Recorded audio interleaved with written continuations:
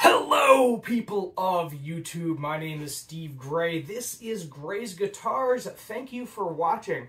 Today we're going to be talking about something kind of interesting, something controversial, and that is the rumors surrounding JHS pedals and the rumors surrounding Josh Scott. So, for those of you that are not familiar, it's been a while since you've seen my face and me talk for the entire length of a video. Well, physically talk, I should say. Usually I've been behind the camera. But today I'm going to show my face. I'm going to hopefully put a couple of pictures in throughout the video so you don't get bored with me just talking. Or you can just listen to my voice in the background as I talk. So yeah, let's go ahead and try it. So recently, if you're not familiar, Josh Scott on his channel, JHS Pedals, they're a guitar pedal corporation, or possibly LLC. I'm not really sure how the company is entityed by the IRS, however he does it. But he made a video regarding a pedal by Digitech called the Bad Monkey. So he compared this to a clone pedal. If you're not familiar with a clone pedal, they are very expensive pedals. You're talking like $5,000. And not a lot of people have them. Some famous people bought them. They got really, really popular. They haven't made them for a long time. They make clones of them now, but the original ones go for a lot of money. And because it sounded so similar to this guitar pedal, everybody went and tried to buy one, like immediately. Now, you can say guitar players are stupid or guitarists are stupid, and to a certain extent, I agree, because, you know, they've had 19 years to get this pedal. So let's just get that out of the way. The pedal was made around 2004, then it went out of production. Used-wise, they've been going used for like $50 to $60. Now you can go to Reverb, and there's a jokester, I think, putting one up there for like 10 grand, but a lot of the prices you see are going to be around $600. They are selling closer to $200 right now, so you're talking a $150 increase before he made this video.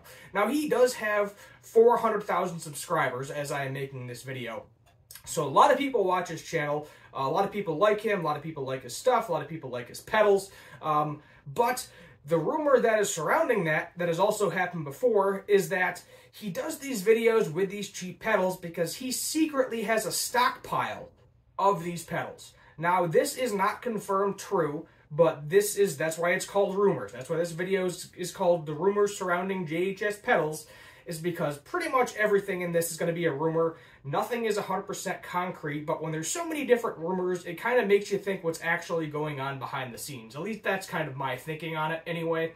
And the rumors is he has a pile of these pedals. So he has a crap ton of guitar pedals, and a lot of people think he stockpiles these cheap pedals ahead of time, and then he makes the video. A lot of people flock to the pedals, and then he just slowly diminishes his stock and makes a bunch of money on a separate account. Now, this would be considered fraud or price gouging. It's extremely illegal. Can't do that. But at the same time, there's no proof either way. You know, there's no proof saying he is doing it. There's no proof saying he isn't doing it. But that's what a lot of people, especially on Reddit, like to think. Now, a while back, he also did a video on the Behringer 808, which is basically a clone, a cheaper clone of the Ibanez 808 pedal or Maxon 808. Same chip, sounds extremely similar, if not the same thing. Might be a couple of slight differences, but overall, nothing majorly different. And a lot of people went and flocked and bought that pedal. But the thing is, that pedal was in production. However, there are known sales on Behringer pedals where they'll drop them $15, $20, you know, even half off. So a lot of people are also thinking, oh, well, maybe he bought them when they were on sale, did the video, sold a bunch on Reverb for, you know, the same price. Basically, he just had them new. And it was like, oh, you know, new Behringer pedal, whatever, had a burner account on a Reverb or eBay or Amazon and sold the pedal brand new. Yet again, cannot confirm, cannot deny that. You know, there is no truth, essentially, behind it. There's also no, you know, falsehood behind it, because without him directly saying, I don't do this, and proving he doesn't do this, then you can't say he does it either way. That's why, yet again, rumor, not 100% factual information. I just need to clarify that throughout the entire video. Another thing that he used to be associated with was a church called IHOP, not the International House of Pancakes, the International House of Prayer, typically abbreviated IHOPKC. You know, they have the KC on the end. There was a whole fallout with IHOP in them. Ultimately, I guess IHOP didn't win that because they still have that name. So a lot of people classify this church as a cult. It's 24/7 all the time. And he was part of it at one point in time. He claims to have nothing to do with this. He said he was in the music program with it. I have no idea either way. But the reason a lot of people are concerned is because this church helped pass litigation in Uganda that made it illegal to be gay. So if you are gay, if somebody knows you are gay, you die. There's a death penalty. They kill you. That's how it is. That's why a lot of people hate this church. A lot of people do not like this church. And because he had an association with it, a lot of people wonder what association he had with it. Now, he did make a couple of donations, which he also clarified. If you go to the JHS website, he clarifies that it's on towards the music program. But we have no idea if he continues to be a member of the church. I believe he says he's not, to my knowledge, based off of the website. He is no longer associated with the church in any way. At least that's what we know. You know, behind the scenes, who knows? But currently, to the factual information, he is no longer associated with that church. Another rumor that floats around, too, is that he is extremely anti-LGBTQ+, QIA, exclamation point. You know, so there's some other signs on there too I may be forgetting, but he hasn't confirmed or denied this either way, which in my opinion, very smart business decision. Now, why do I say this is a very smart business decision? If we look at Mike Fuller of OCD, look what happened to them. He started, you know, commenting on the riots that were happening.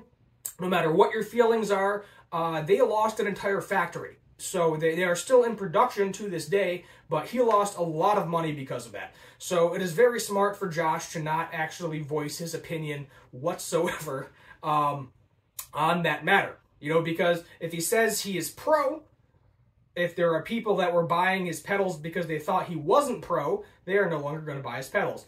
And then if he says he's against, that may, you know, factor into a lot of people's equations to, you know, not buy his pedal because of his religious views or whatever it is. So you don't really know. Either way, he's probably not going to come out and say it at any point in time because it would be a bad business decision. I can guarantee you he's not going to comment on this video whatsoever or reply to anything that I'm saying in this video, because it's not a smart business decision. As I said, you look at Rob Chapman, look what happened when KDH did a similar video. Now, KDH had more factual information regarding Rob Chapman. I had not attempted to contact JHS directly, because I assume they would ignore all of my inquiries anyway about any of these supposed allegations. This is more of just general rumors that are floating around the internet. A lot of people angry because they think he may or may not be committing fraud, which yet again, no proof either way. But based on the YouTube channel and the sale of his current pedal line, there would be really no reason for him to do this unless he just really wanted a bunch of money. I don't foresee there being any reason for him to, you know, state, okay, I'm against this, I am for this. Yes, I am hoarding all of these pedals and price gouging and upping the price. There would be no reason really to do any of these things because his pedals sell. Let's be honest. I made a video a while back saying don't buy JHS Series 3 pedals. Blew up out of nowhere, to my surprise. I think it has over 40,000 views at this point, and I'm pretty confident I sold a lot of pedals for him because it was a combination of me not doing enough research for that specific video and me just throwing in some satire. But I think a lot of people bought pedals just because I made that video out of spite, and if you want to buy a JHS pedal out of spite, it's your money. Do whatever the heck you want with it. I don't personally care. Another rumor going around JHS was, I believe it was Devi, D-E-V-I. They are another smaller pedal company. They claimed that JHS was, you know, kind of stealing, like straight up copying a couple of their pedals. Now, this apparently got rebuked, so it was slightly different. So what he was doing to the pedal was actually slightly different than what that other company, DEVI, and I cannot remember the last name for that. I think it might have been Keller, was doing to the pedals. And how it works with pedals is there's only so many circuit boards and only so many certain ways to plug things into them. And at this point in time, pretty much everybody's done almost everything they can. Now, Josh says he doesn't copy pedals, everything he does as his own, but I mean, he literally has copies of pedals, so I'm not sure what he's talking about. He just does different takes on them, such as there's a bonsai pedal where it's like a bunch of different tube screamers in one. There's also like a pro rat pedal, which is like a bunch of different rat pedals in one, things along those lines. But, you know, he just kind of slightly modifies, slightly tweaks things, so it's not technically a shot-for-shot copy, but, you know, you could argue that. You know, some people were very annoyed with that. The smaller pedal company was very annoyed with that he was potentially copying their pedal. But those are the main ones. You know, there's basically, those are the main 4 rumors going around JHS pedals right now. So, as I said, I'd be interested to hear more directly from Josh.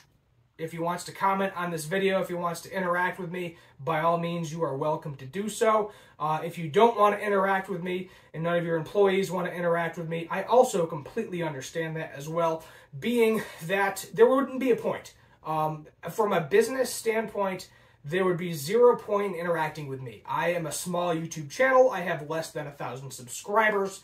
I have nothing to gain and nothing to lose with this video whatsoever. I'm not monetized. I'm not making any money. So the reality of it is, it makes 0 sense for him to interact with me as a channel. So I don't expect him to comment on this. I don't expect to hear back from him or any of his employees. And who knows? But the last thing I wanted to talk about is massively overcharging for pedals. But I can't blame him alone for this, because if someone's willing to pay for it, they will pay for it. So someone out there is willing to pay $5,000 for a clown pedal. And they do, and that's why they stay that price. So boutique manufacturers of pedals will make relatively cheap components, put it together, put a fancy case and fancy design on it, say that it's like super fancy or whatever. And sure, it might look super fancy, but in the reality, it's probably just a clone of something else, and it's probably something that's already been made in the past, and the components are probably not going to cost more than $50. If you look into pedal building and the cost of it, minus the labor. So you got to figure, you know, you got to factor in labor. Labor is obviously going to be a couple hours at the minimum per pedal, depending on how advanced the pedal is and depending on how advanced the person is soldering all of it together. The maximum I found for a pedal was like $50. So that's in parts. So $50 in parts, you got to make some money. So you're going to want to at least double that parts-wise, you know, which becomes $100. And then if you got a couple hours of labor in there, you know, minimum wage in the U.S. is $7.25. I have no idea what Josh pays his employees, but you got to figure in a couple of hours of that. So if you are at the point where you have $50 in parts for that pedal, you are then going to probably want to charge about $120 for that pedal, because you need to obviously get your money back for the parts. You got to make a profit, and you got to pay your employee. So all of that makes sense. I've made that note in previous videos before. But let me know what your thoughts are surrounding this rumors. As I said, that last one was more of a general boutique pedal builder type deal. It's kind of, if people are willing to pay for it, they're going to keep jacking up the price to the point where people stop paying for it. Then they'll roll it back down a little bit. Guitar companies do the same exact thing. Most manufacturers do. They're going to see how high they can price it before people stop paying for it. And then when their sales tank, they roll it back. And then that's where they kind of cap it off. And they don't make it any more expensive than that. So let me know your thoughts in the comments down below. Hit that subscribe button, turn on that notification bell, leave a like. Let me know what you want to see for future guitar and music related content. My name is Steve Gray. This is Gray's Guitars. Thank you for watching, and as always, have a good one.